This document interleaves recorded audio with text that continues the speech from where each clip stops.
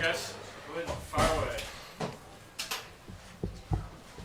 Patrick, you were kind of going into the unknown at running back tonight. You know a whole lot about Carson Steele. That's not your team line. Are you surprised at all what you got from those guys? I'm not. I mean, I think both those guys have practiced hard, had a lot of trust there. Obviously, you lose some of that juice that Isaiah has. I mean, no, there's not a lot of people that are that fired up after every run and can run like that.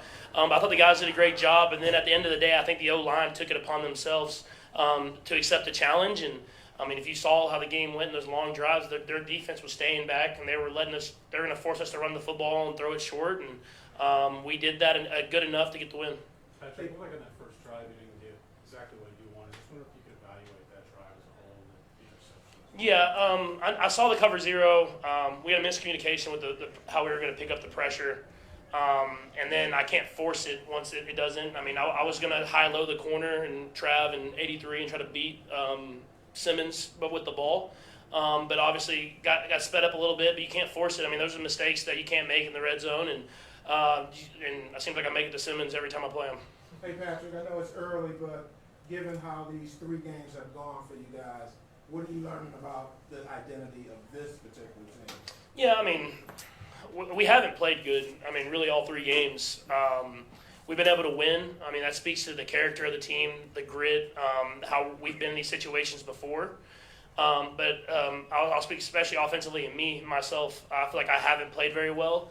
And that's not a stats thing. I just feel like I'm missing opportunities whenever they're out there and not throwing the ball in the exact spot I want it to be at. So it's about me getting back to my fundamentals, putting our guys in the right position, and then we got to execute at a higher level offensively. If teams are going to make us drive the field, we have to prove that we're able to do that, and I'm sure we'll get a lot of the same this next week with the Chargers. How do you improve on that when you playing out of the field?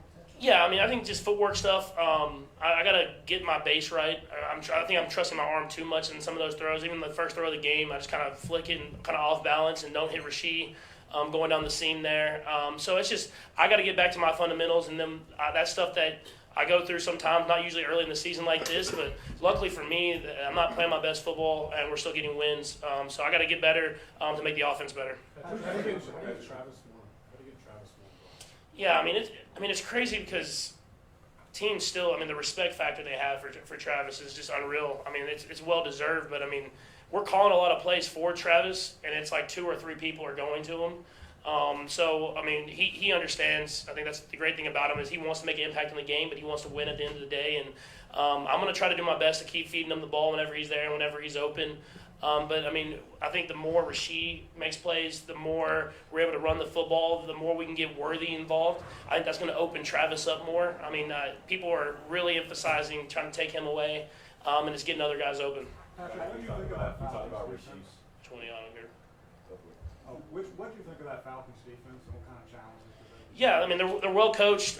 2 great safeties, great corners, and they do a good job of executing. I mean, obviously their goal was to make us drive the field, and they did that. And they made the big turnover there in the red zone.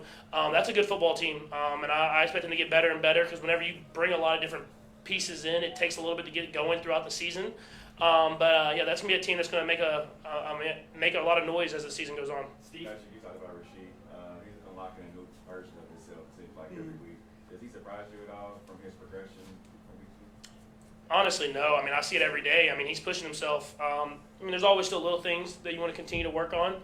But, I mean, he's a guy that's going to make plays happen, and he's done a great job of when they're putting all that attention on Travis, he's making stuff happen underneath. And, I mean, I'm sure defenses are going to start adjusting to try to put some more coverage towards him, and that's when Travis will make plays, and that's when Worthy will make plays or Juju or whoever that is. And so he's a legit number 1 receiver. I mean, you see that every single week. He's making more and more plays. And so, I mean, I'm super proud of what he's done already, but I think he has another level he can even unlock. Last one, Sam. What was your perspective of Nick Bolton's play there?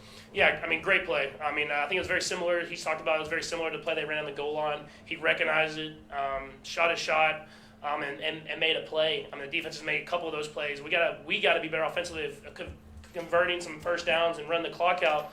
But it helps when you have a defense that's able to been in those moments before and make those big plays. And it's a team game, and we're winning games. And I feel like we're going to start getting better and better each and every week. Okay, thanks, Patrick.